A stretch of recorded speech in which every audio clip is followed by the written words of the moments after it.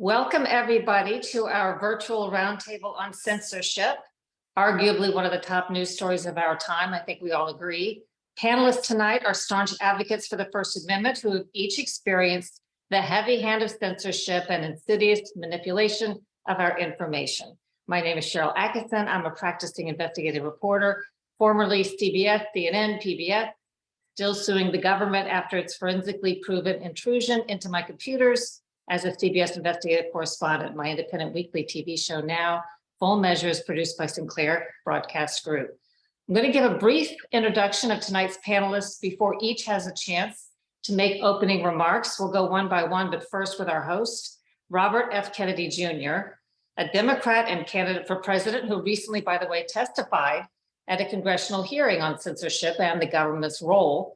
Kennedy has said that reinvigorating the First Amendment is at the heart of his presidential campaign. He has been widely censored, misrepresented, and smeared. A starting point to consider in the opening remarks, all of you, if you choose. Those who wish to censor claim to do this to protect us. They can have all the information they want, but they say that you can't have it and that's for your own good. In reality, the heart of censorship is control. So we're going to start, I think, by asking, what is it today that they are so desperate to control, and who are they? First, Bobby Kennedy. Well, are you asking me to answer that question? If you choose, you can comment however you wish, but I think in the overarching picture, we know something's going on, and it kind of begs the question, who are the people that are able to exert this kind of control, and what are they so afraid of?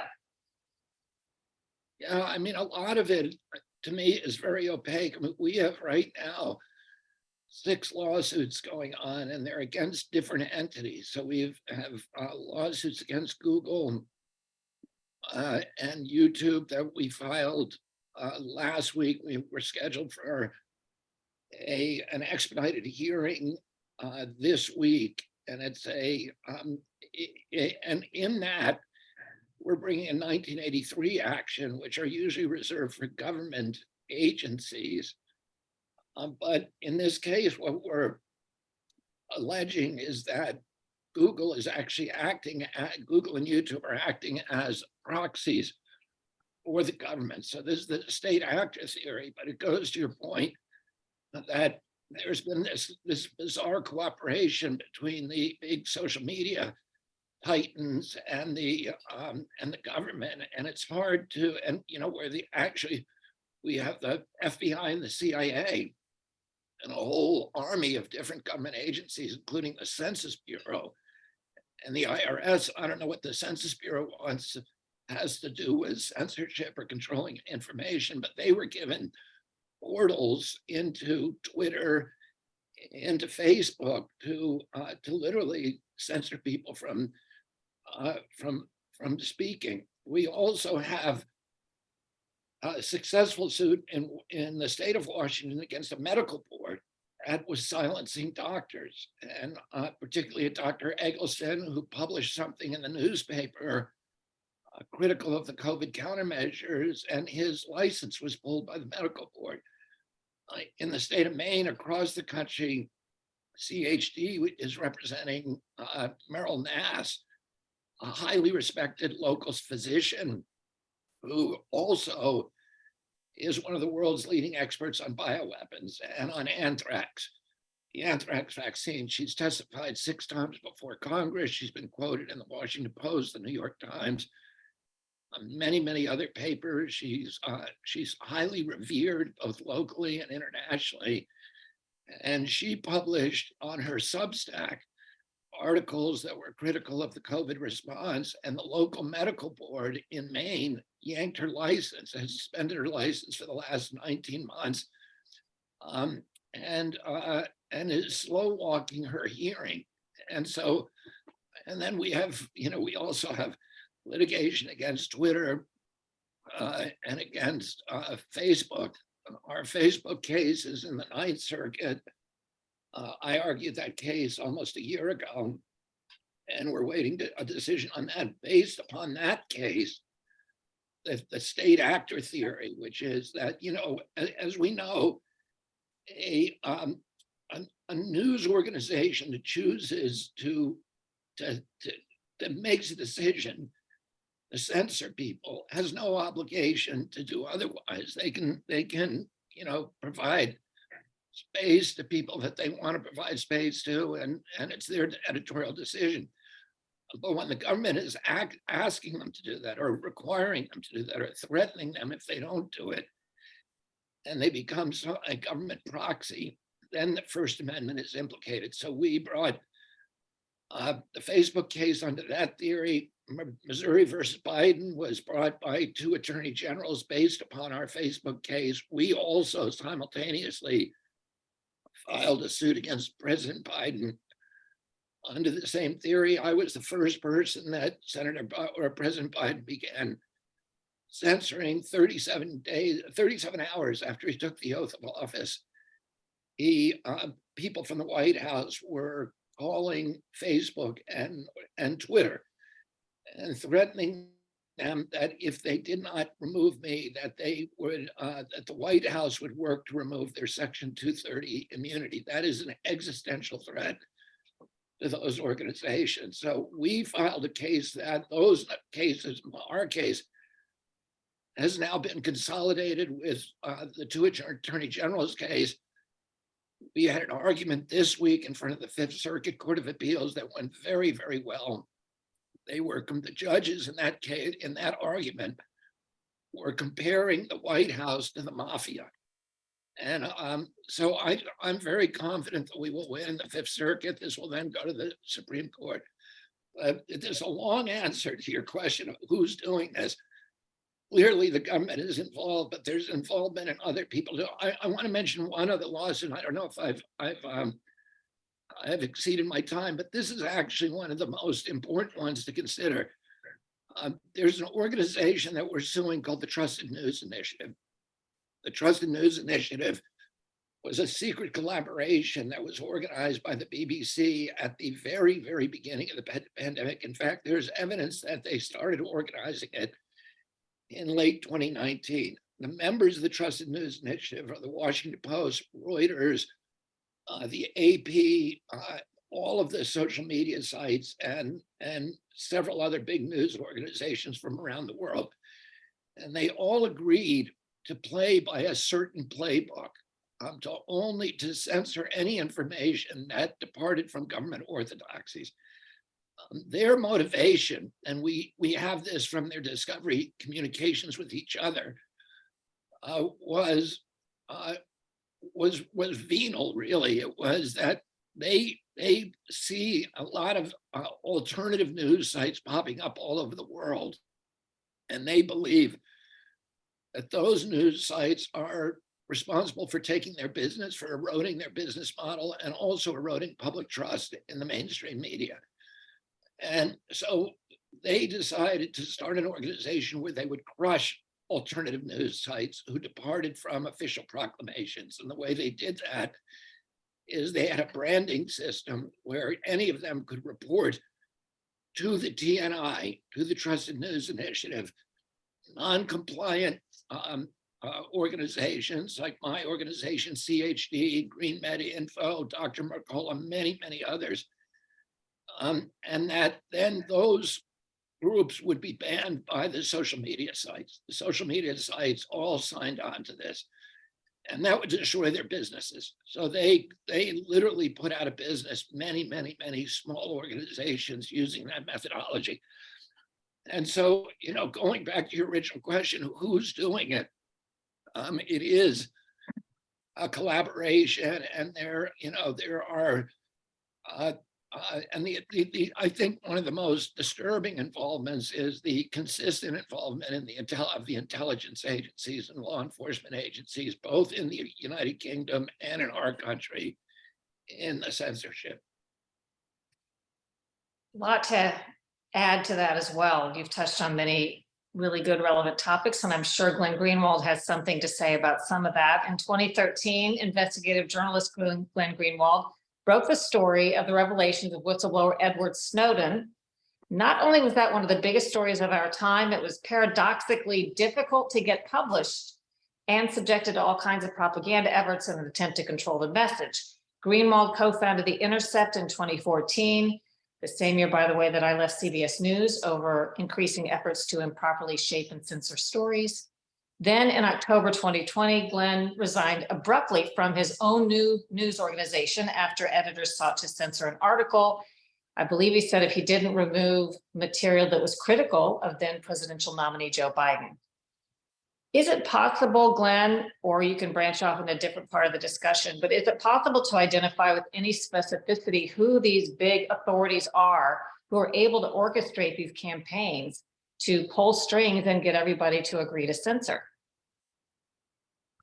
I think it is. I think what Bobby was just saying about the involvement of the government is fundamental to the discussion. And I think that in order to understand a little bit more specifically what that involvement is, I've been writing about this for years now.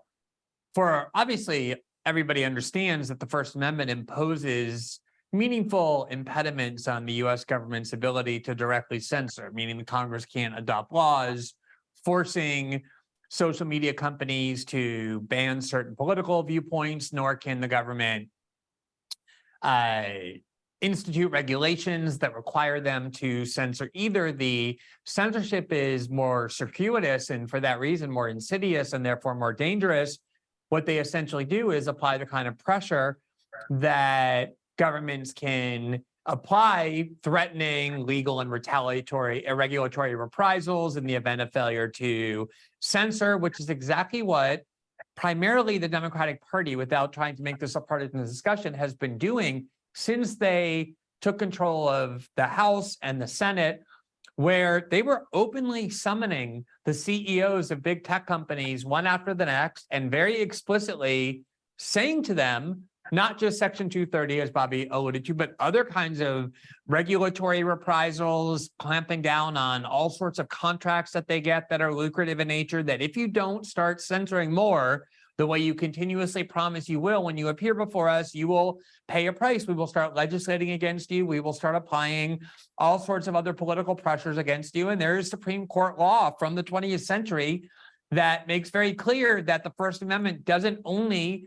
prohibit the government from directly censoring in the ways that we're all, of course, conditioned to expect it won't do, but also to indirectly censor by pressuring private actors to censor for them. The kind of seminal case was a case where this Rhode Island commission kept pressuring a bookstore to remove books from the display window.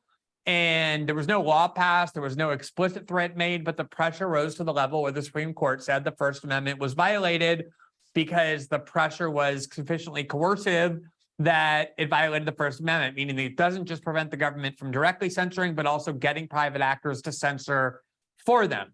I think, though, there are other actors that are important to mention as well when we understand who is doing this censorship. And I always go back to the fact that if you go and read the literature in the mid-1990s when the internet first emerged, the reason it was so triumphalist was because this idea was that this innovation was uniquely liberatory, that it was going to allow human beings to communicate with one another and to organize without relying on this mediation from centralized state and corporate power. And I'm old enough to remember, unfortunately, that the internet was like that. It was kind of this incredibly free, like Wild West ethos where everything that you did wasn't traceable to you. It wasn't something that could be controlled because there was no mediation.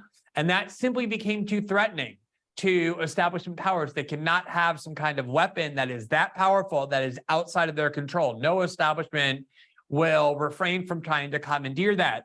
And one of the ways the censorship regime started was that corporate media corporations, the largest media corporations in the country, in part because they like to maintain their hegemony over the flow of information, in part because of ideological reasons, namely they were horrified by the election of Donald Trump in 2016 and believed that proved people can't be trusted to communicate freely, started agitating for censorship by running one story after the next, essentially accusing CEOs of Facebook and Google and Twitter of having blood on their hands by virtue of not censoring enough. And they then just started routinely creating this kind of journalistic beat, as they call it, that continues to this day, where they find content they think ought to be censored. And if it isn't, they call these companies under the guise of reporting, oh, we're working on a story about how you're allowing this speech to remain uncensored or unmoderated, when in reality, it's basically an extortion threat. It's saying, if you don't remove this content, we're going to publicize the fact that you're associated with these things that we think are harmful. And that has placed a lot of pressure on these big tech companies, including ones who don't want to do it, to censor systematically. And I think we have to pause and realize what a surreal circumstance it is that the leading censorship advocates in the United States are people who have as their label with human resources inside gigantic media corporations the job title journalist. I mean, for me, for a journalist to advocate for censorship is like hearing a cardiologist encourage people to smoke more cigarettes. It is so anathema to the core values and functions of what journalism is supposed to be. But they have absolutely played a crucial role in that. And now, most disturbingly at all, it's not just the political wings of the government, but the US security state. We know from the Twitter file reporting, we know from a lot of other reporting independent of that as well, that it is a frequent action of the CIA, of Homeland Security, of the FBI to have these regular lines of communication with every single big tech company where they're constantly identifying content they claim is a threat to national security or in some other way dangerous. And obviously, if the FBI or the CIA comes knocking at your door as a private corporation and threatens you or tells you that content that you're not censoring is a threat to the national security or in some other way dangerous, you're going to take that very, very seriously. And so you have this confluence of forces operating in conjunction with one another. They're not operating independently. They're very much unified toward the same goal of not just imposing a censorship regime, but one that is designed to silence dissidents to establishment orthodoxies. It often understood as being directed at the right. I don't think that's the right way to understand it. It does fall heavily on the right a lot of times, but lots of left-wing or just independent voices who question establishment orthodoxies on the war in Ukraine or COVID or January 6th or the 2020 election. Basically, every important debate that we have are systematically censored in a way that has become completely normalized. And to me, I think that is, if not the gravest menace to our core liberties, certainly one of them, because the internet is this incredibly powerful tool that will either be the liberatory technology that it was promised to be, or it will be the greatest tool of propaganda and coercion ever invented in history. And it is increasingly becoming that latter framework. Well, I agree wholeheartedly as a fellow journalist. And I think one of the biggest, most successful propaganda feats of our time is the fact that 10 short years ago, people were not asking or accepting of the notion that third parties should come in and curate their information. This was largely started, if you want to trace it, to about September of 2016, at least this is where I traced it, when President Obama gave a speech at Carnegie Mellon, where he insisted that someone needed to step in and begin curating information in the wild, wild west media environment. And people may not remember, because this has been so pervasive since then, that was really the first time I remember hearing somebody suggest that someone else ought to come in and tell us what we can and can't see and read and think and hear. And it took off from that point. It was headlines on a daily basis as an organized campaign talking about how information should be censored and shaped. Former New Jersey Assemblyman Democrat Jamel Hawley lobbied against a bill in New Jersey in the legislature that proposed to eliminate an existing religious exemption for school vaccinations. I'm not sure how many states have that, but states do offer an exemption for vaccine on religious grounds. He was acting basically in the defense of free exercise of religion, but found himself on the wrong side of powerful forces inside his own political party. So, Jamel Hawley, in your case, what do you think, or who do you think were the enemies of constitutional rights in your battle? Well, thank you, Cheryl. And before I answer the question, I just want to thank Mr. Kennedy for inviting me to join all of you on this important topic. But a lot of those states that you referred to in that question actually started to happen after Bobby actually reached out to me when we saw that New Jersey and New York and a couple other states had Big Pharma had targeted their lobbyists into Democratic controlled states to remove that religious exemption. The unique part that where we were able to be very successful was that they were short some votes. And because of those short votes, what they did was go even deeper, not only removing religious exemption, but also segregating our children in our public school system versus our private school system. And when Bobby, Mr. Kennedy reached out to me, what we found unique was that shortly thereafter, there was Virginia, there was Connecticut, there was Illinois. Mr. Kennedy had me really in a bunch of other states throughout the United States, talking to legislative caucuses on the target that particularly Big Pharma had on these Democratic states. And so the enemy here is actually Big Pharma, because there was a unique targeted focused group that Pharma had on these Democratic controlled states, not only removing religious exemption, but when they couldn't get the fight and approve off the religious exemption, they started to segregate in the 2000s, 2019 and 2020,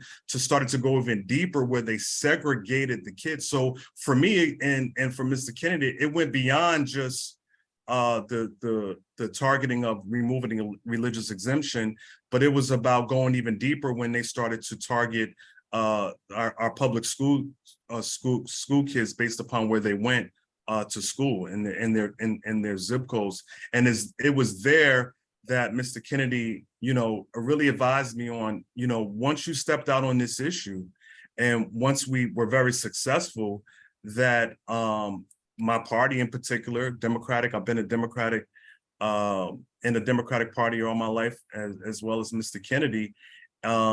What they did was begin that pathway of censoring me in the press, censoring me in the party, not allowing a lot of my bills to move forward. And he was right. I mean, he was, on target when we took that particular stance. He advised me very, very early on that, and it actually happened. And we saw it go from state to state to state. And we had legislators that just wouldn't want to take that risk and step out of the box to defend those particular bills to protect, freedom of religion and protect our school kids. So that's where it started for me. Mel, how did it turn out? Did you won in New Jersey? That bill didn't pass, you said, right? The one that would have removed the exemption.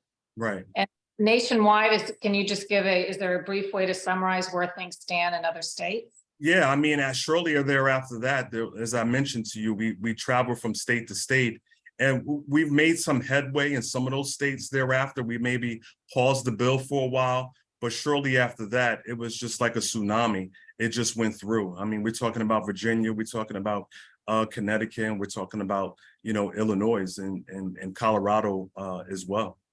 That removed the exemptions or agreed to preserve them? They removed it. Wow. Janine Jonas is litigation counsel at the New Civil Liberties Alliance, representing individual plaintiffs in the lawsuit that Mr. Kennedy referred to, Missouri versus Biden. That lawsuit is unearthing some fantastically important revelations as it challenges the government's involvement in social media censorship. And by the way, I'm going to be reporting on that case on an upcoming episode of Full Measure, my TV show. Janine also recently served on the House Judiciary Committee's Weaponization of Government Subcommittee investigating this very issue.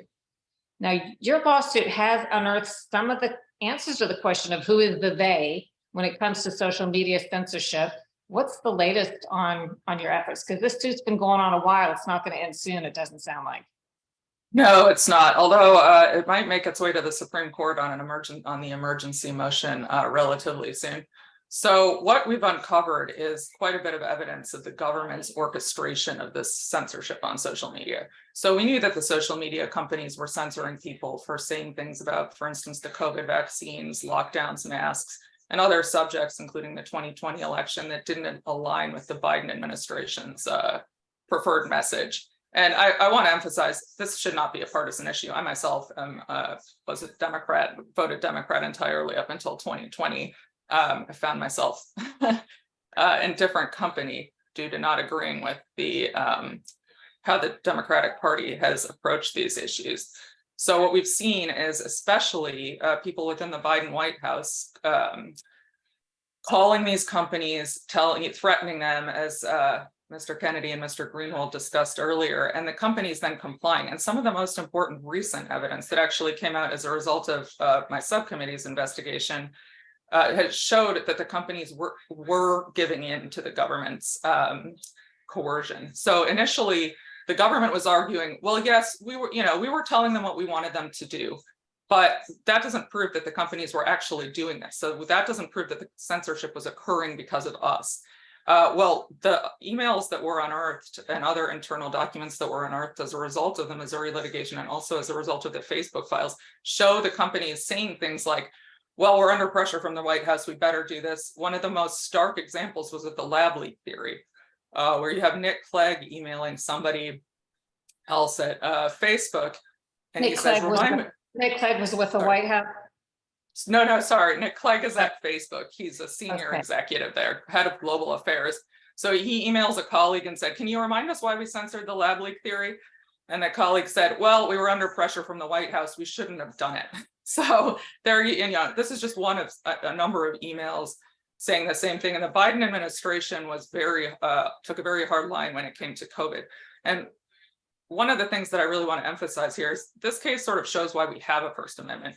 The two of the clients I'm representing are Jay Bhattacharya and Martin Fuldorf, who are top epidemiologists at Harvard and Stanford. They co-authored the Great Barrington Declaration, which eschewed lockdowns, said that it would cause more harm to society than good. And they were censored on the topics of their expertise. So natural immunity, vaccine-induced immunity, the efficacy of lockdowns, and that skewed the debate so that the public was given the false impression that there was a consensus when there wasn't one. And that led to the adoption of policies that were very harmful for this country and actually worldwide. There is, and congratulations on the suit, because you really are turning up a lot of important information, which kind of raises the next topic I wanted to brush on, which is how are these things remedied? If the government itself is guilty of constitutional violations, but the government exonerates itself or refuses to, let's say, prosecute itself or stop itself, how can anything be done? Does anyone have a thought about the fact that we all now recognize this is going on, but short of lawsuits fought individually by people, which is very time consuming and is expensive with who knows what the outcome will be, what are people to do when it's the government committing the violations and it's the government that decides what to do about that? I mean, I think you do exactly what Mr. Kennedy and others are doing, is stepping up and fighting and continuing that change. I mean, and bringing to the forefront of the American people. I mean, government has long had a history of targeting, individuals, residents, and people's rights. And the only thing that changes is when people power steps up. And I think that part of why we're having this discussion is because many of you, myself, and I've never seen at a higher level as a presidential candidate, such as Bobby Kennedy, having to deal with this particular, issue in our modern time. And so I think that the only thing that we continue to do is to step up and step out and continue to bring this forth, because in front of the American people. And I think that is resonating very well. I mean, just in particular, this particular, roundtable that we're having now, there's so much engagement. There's so many people who, are interested in wanting to, that wasn't my dog, I don't think. I don't have a dog here, so I don't know what the dog was. But I think that, the engagement of people is what is happening. And I think that you continue to step up and step out and challenge the government on multiple levels. And I think that what we're doing here is one of best thing that we can do at this present time. Glenn, Can do you? if I could say something, Sean. I think, you know, the right now, the principal institution we have for addressing this at the courts, I would say this, I'm very worried because, you know, what we're doing here in the United States is, you know, what our government, I think we're going to probably be able to hold some of the line against our government. What's happening in Europe, what's happening in China, what's happening in Canada and other Australia and other parts of the world really, I think, threatens the business model of these social media companies as well, because they're going to have to censor, you know, these governments are like the European Union is demanding really extraordinary, I would say draconian censorship with enormous fines if you depart from government orthodoxies. And so we have the courts in our country, and we're having now, for the first time, thanks to Janine and a bunch of other attorneys, we're having success in the courts. As Glenn pointed out, journalism, you know, there's a couple of institutions that are supposed to protect our democracy, and journalism, journalists have always prided themselves on being the gatekeepers and the guardians of free speech and fierce defenders of free expression. And it's absolutely breathtakingly shocking to me. I mean, I grew up in a, you know, my home surrounded by people like Walter Cronkite, John Chancellor, and you know, and a whole, you know, Anthony Lewis and Ben Bradley, and you know, these Mary McCrory and these extraordinary generation of journalists who I can't imagine what they would be doing today. But we're finding, you know, people like Glenn, the only journalists left, you know, have been relegated to Substack. And it's, you know, it's people like Glenn, it's people like Matt Taibbi and Paul Thacker. And, you know, there's a lot of really good CJ Hopkins and a lot of other great journalists, but none of them are being carried in the mainstream media now. And I think we, you know, Substack is a start. We need to start developing our own institutions that where, you know, real journalists can actually come and make a living and be able to flourish, because that is an institution that's absolutely critical to our democracy. And we've lost it. You know, we've lost it here. We've lost it all over the world. And it really is shocking about how, you know, how it's been completely normalized.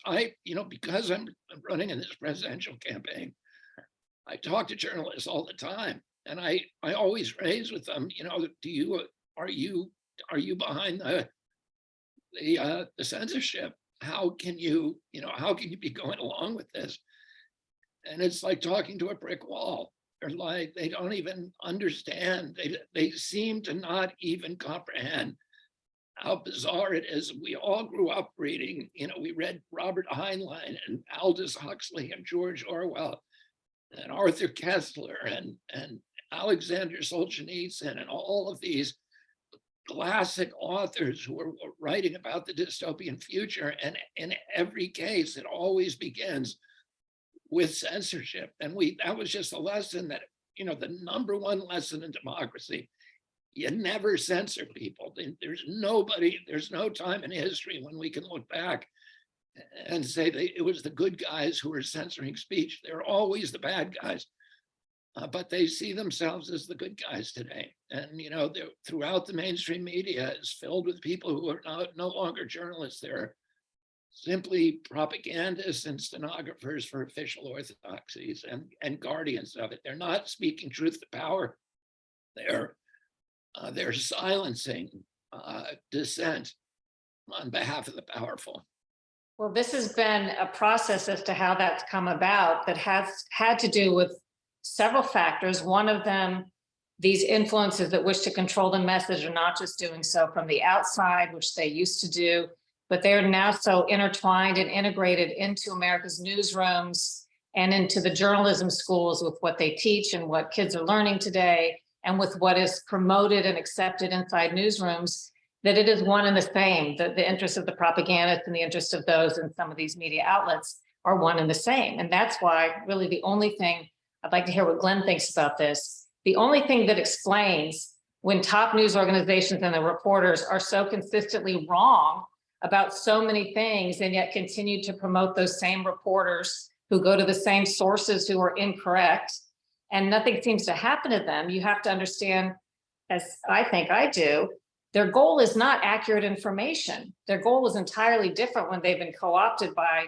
the propagandists. Their goal is to get out a message or a narrative, and they consider themselves successful if they've gotten that message out, even if later it's revealed that that was inaccurate or wrong. They don't care because the mission was not to get out the accurate information. Glenn, what do you think about that? Yeah, I mean, I think, I agree with Jamel entirely that the primary goal is to bring better public attention to the fact that the censorship regime is very real and that it's very pervasive. I think Americans are inculcated from birth with the idea that free speech is an important value and censorship is intrinsically the tool of tyrants and despots. And that's one of the reasons why euphemisms are so important, like content moderation or other sorts of phrases designed to obfuscate what's happening.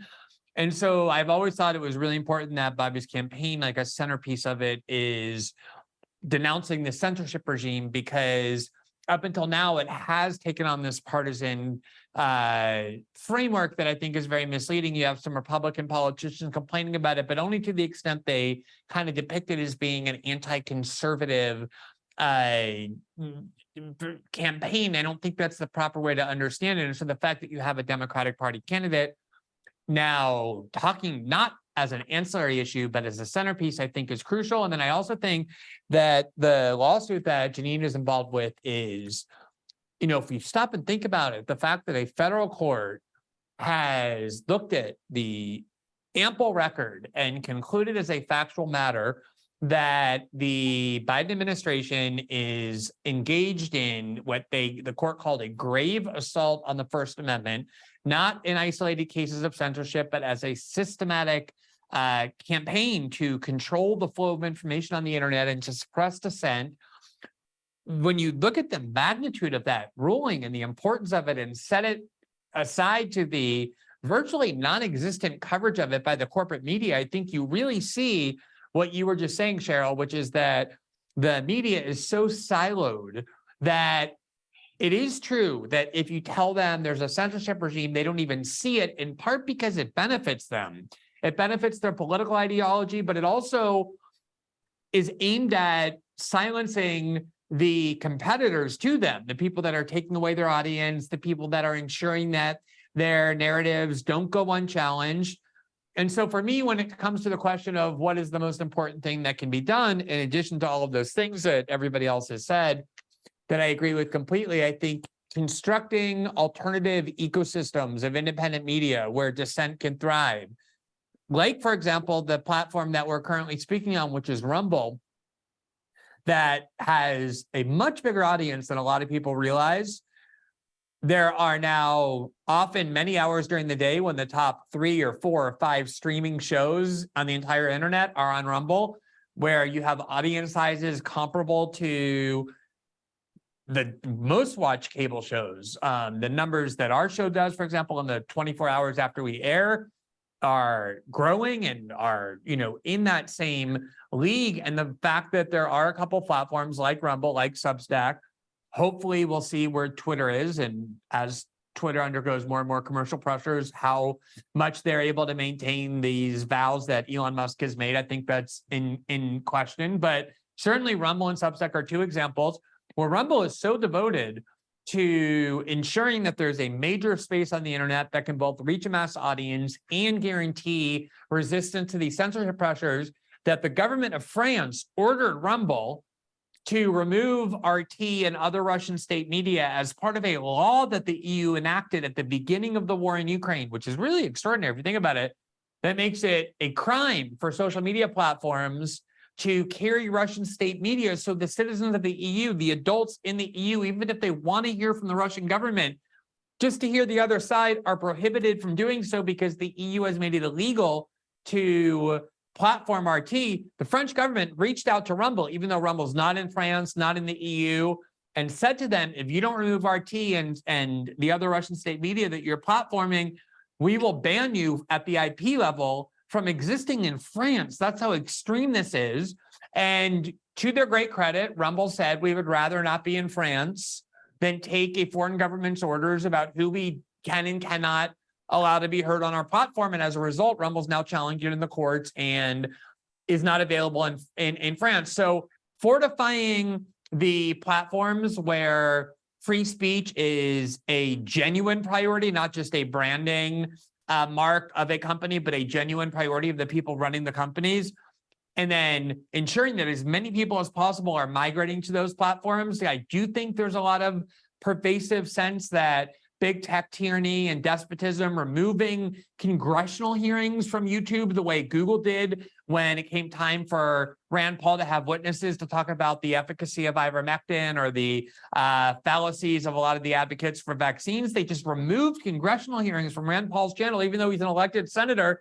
People are understanding just how tight those screws are. Not just for conservatives, but for any dissidents to establishment authority. The more people realize that, the more they're going to migrate to free speech platforms, the more those are going to grow. Now, as they grow, I do think there's going to be a lot of concerted effort to try and silence them technologically, removing them from their internet hosting services, pressuring companies to take them off the air. When Parler, for example, was the #1 most downloaded, most popular app in the United States, political officials started pressuring Google and Apple to ban them from their stores, and Google and Apple succumbed to that, and Parler was destroyed overnight, even though a lot more planning for January 6th was done on YouTube and Facebook. That was a really alarming show of force, but a lot of these platforms like Rumble and Substack are building their own kind of invulnerable, independent networks where they have their own cloud, their own hosting services that can't be subject to those kind of pressure campaigns. And it is really an information war. And I think the ability to have these platforms grow and to ensure a space like the one we're currently using, where free speech and dissent can flourish without the threat of being censored and controlled, is one of the most important priorities for people who want to preserve free speech on the internet. You have a Substack. Where can people find your TV show? I mean, I recently moved from Substack to Rumble because I have a nightly show called System Update at 7 p.m. Eastern. I interviewed Bobby Kennedy, and we have a really growing audience. So that is on Rumble. And then the written journalism I do is now on Locals, which is part of the Rumble platform. It operates very similar to Substack. So yeah, people can find it there. Okay, Janine, I'm wondering, in the big picture, it's great that you're fighting the suit, that somebody's fighting these battles. But why, I wonder, is it taking individual people to spend their money, or states to spend money and do stuff that is so blatantly on its surface, I think, in the opinion of most fair-minded people, unconstitutional, meaning the government's actions? Why does that even exist? Why does there have to be a fight over all these little technical issues in court? Why isn't there some upswell among all the people that could make a difference, and them saying this is obviously something that was never meant to be in this country? It's a huge affront to everything that we thought the country was founded on. Why does it take people like you and a court to do something? And what ultimately could come of your lawsuit if you are successful? What is your best case scenario outcome in terms of impact? Those are good questions. So as far as the first part, I have a little less faith in people or the population maybe than you. I'm not certain that the American population really appreciates the value of free speech. When I talk to people about Missouri, or what's happened to my clients or other people, they sort of say, well, what about misinformation? It's killing people. You can't have people going around saying the COVID vaccines don't work or that sort of thing. And they don't seem to understand that the way to counter untruths or things that might be harmful is through true speech, or what the other side, and we debate things out in this country, or that's how it was supposed to be. But I think that's been lost, and a lot of that might have to do with partisanship. The country has become so deeply divided that whatever the Trump people say is terrible and wrong and has to be silenced, and vice versa. So I think that there needs to be a renewed appreciation for free speech in the country before we can really move forward. As far as what the case could accomplish, I guess those questions are intertwined. I expect the case to go to the Supreme Court pretty quickly, and I expect the Supreme Court to rule in our favor, although I worry about being overly optimistic, but I think the Fifth Circuit indicated that it was very sympathetic to our clients, and I would expect the Supreme Court to have a similar opinion of the case. That said, I mean, all the court can do is tell the government what you're doing is unconstitutional, stop doing it. They can't, they can't do a whole lot more than that. And if these government actors want to try to, in secret, as they were doing before, behind closed doors, go around and bully these companies, I don't know, it takes something more to stop them. So there are other ideas. I mean, the idea of legislation has been floated requiring the government to reveal any sorts of communications it has with tech companies so that these conversations aren't taking place in secret. We know what's going on. But sort of fundamentally, I think that the public has to care about this, and they have to understand that silencing your political opponents is not a way to win or to have a free society. Jamal and Bobby and everybody watch the clock, so we have a couple minutes to close out.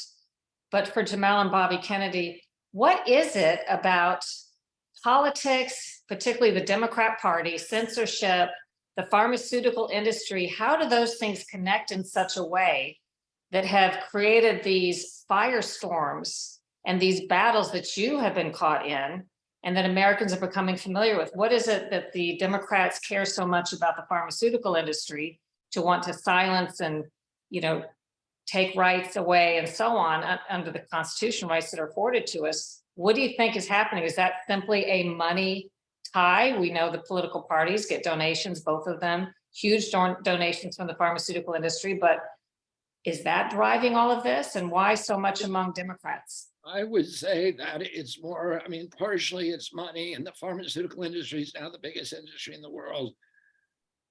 It's bigger than oil. It's bigger even than the military industrial complex, but it's part of the military industrial complex. And that's what people need to understand. And and in fact, when Eisenhower made his famous speech in January of 1961, warning about the rise of a military industrial complex that would overwhelm and devour American democracy and turn us into an imperium abroad and a surveillance state at home, he also specifically devoted several paragraphs of that speech to talking about the medical cartel, the federal scientific bureaucratic apparatus that was part of the medical military industrial complex.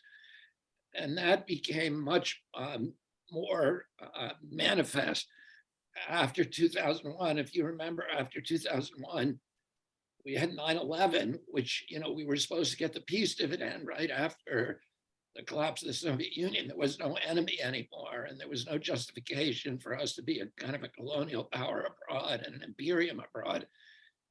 And so and then the next year in 92 was the year the walls came down. In 93, we had the first attack on the World Trade Center, and the peace dividend, the brakes were put on that, and it started heading. We started, building this terrorist defense system, and then 9/11 happened.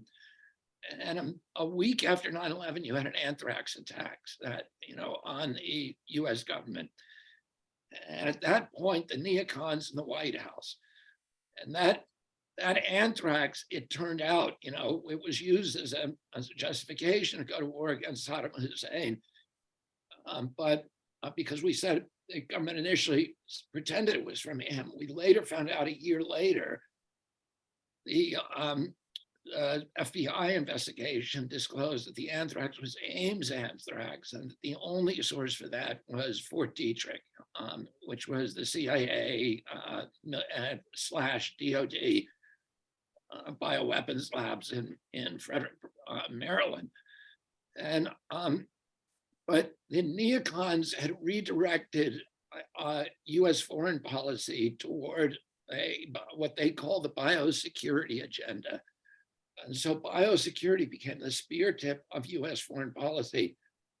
And the pharmaceutical companies were part of that pivot. So they were, the pharmaceutical companies are not only own, the advertising on the 75% of the advertising on the evening news, which allows them to dictate content, and they're the biggest lobbyists in Congress. But they also have these, this seamless relationship with the military and the intelligence agencies, and all of those agencies are now. It's not an accident that the first public demand for censorship came from Adam Schiff in March of 2019, when he demanded. It first came from WHO. WHO in January of 2019 announced that vaccine hesitancy. This was in 90, so this is 1 year exactly before COVID. Vaccine hesitancy is the principal, is one of the 10 greatest threats to public health. There was no data to show that. There was no, there's no information, no scientific citations. They just said it's up there with AIDS, with HIV, with malaria, vaccine hesitancy. And then 3 months later, you have Adam Schiff, who's the head of the chair of the Intelligence Committee, sending a letter to Mark Zuckerberg and to Google, Sergey Brin, and to Jack Dorsey and all of the heads of the social media company, threatening them that if they do not censor vaccine misinformation, which is of course a euphemism for anything that departs from government proclamations, that they would face retribution from Congress. So that's 1 year before 9/11, before COVID. So the ground was already being prepared, and there's the relationship. You can no longer distinguish where the intelligence agencies end and where the pharmaceutical industry begins. It's an entanglement that every time you look at it, it gets worse and worse. Jamel, did you figure out what the tie was between the Democrat Party that you came up against with, in New Jersey when you were trying to fight the removal of religious exemption? Yeah, I mean, I don't think it's just the Democratic Party. I think that it's all parties. I mean, all roads lead to money. And Bobby just outlined his experience and what he's researched and his history in terms of vaccines. But I think that it just goes beyond just vaccines. I think it's news in itself. And I just want to take a moment out to say that there are some very good journalists out there. I think there are some very credible journalists out there. I think there's some actually very good journalists out there that actually want to do the right thing. But I think there's just been this cultural war that we've experienced, and Bobby touched on one particular issue that he's had to deal with. But there's been a myriad of issues over the years that has come down to culture wars. And I think that it has a lot to do with money. And I don't just think that it's the Democratic Party. I mean, pharmaceutical company, as Bobby mentioned, are one of the leading advertisers in our news space. And I think that it's taken control over a lot of where these journalists direct their particular objectives to. And I'll just take case in point in New Jersey and New York and in the metropolitan in the area in itself. But it's just been this cultural war that we've lived in, I would say, and I'm a lot younger than many of you on this call, but in just my modern time, it's just been this culture war that I've been able to experience from the time that I started politics.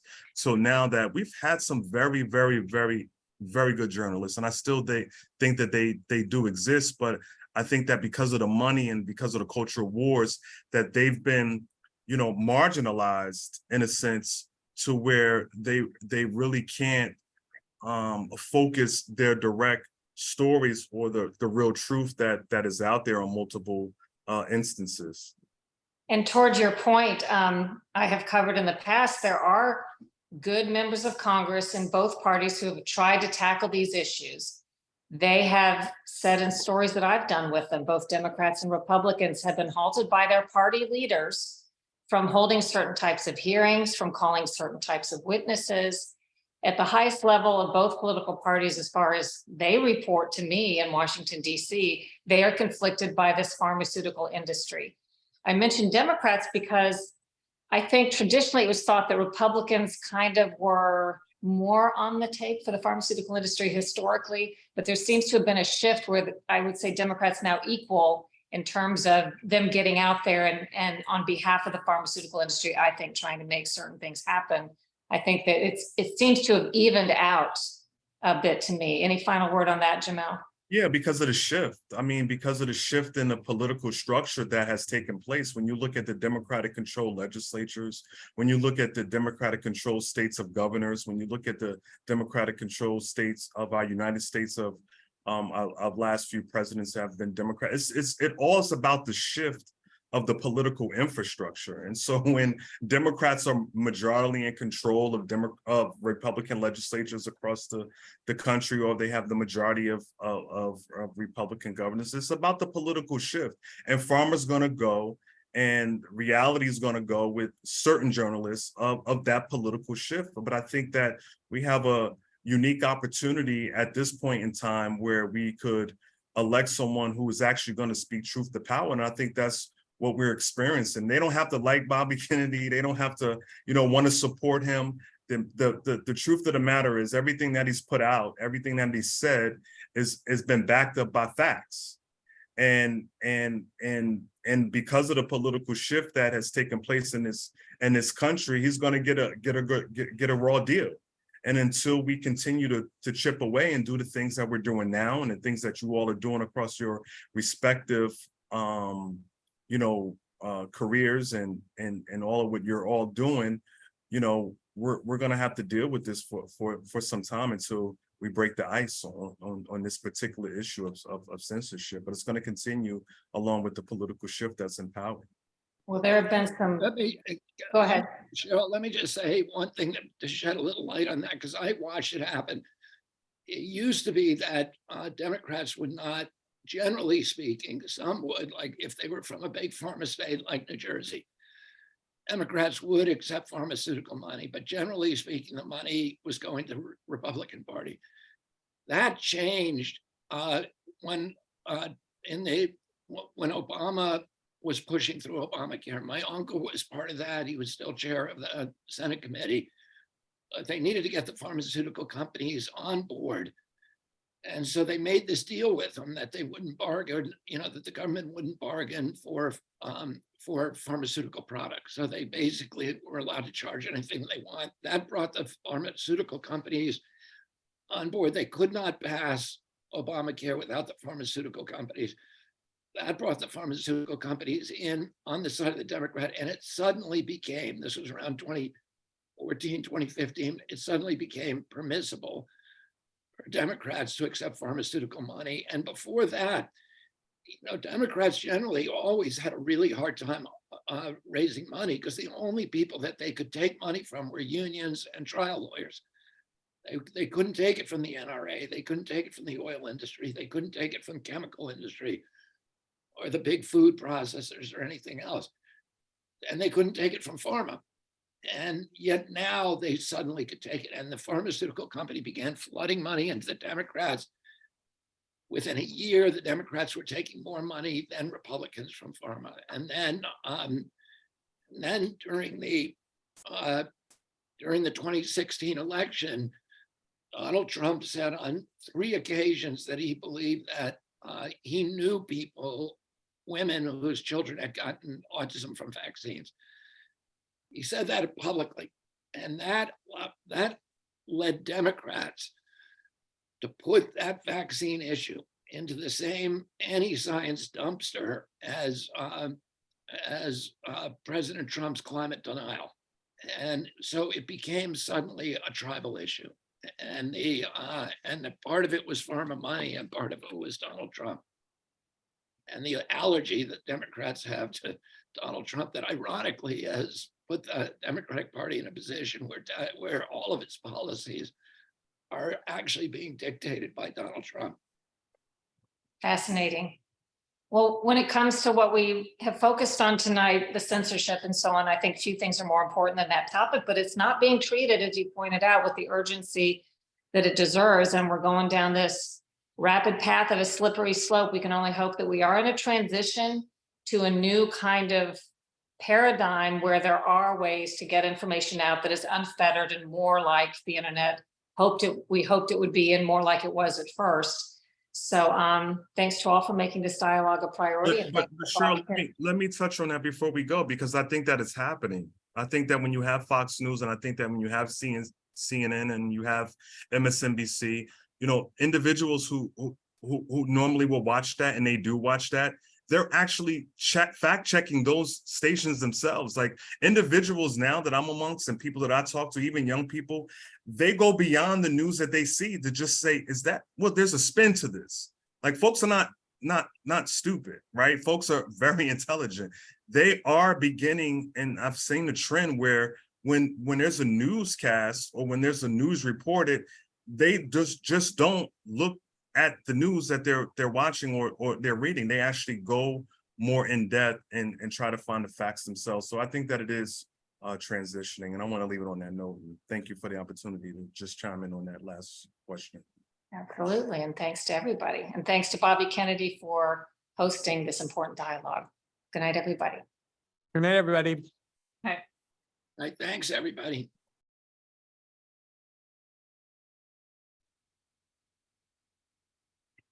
Just, here's Cheryl.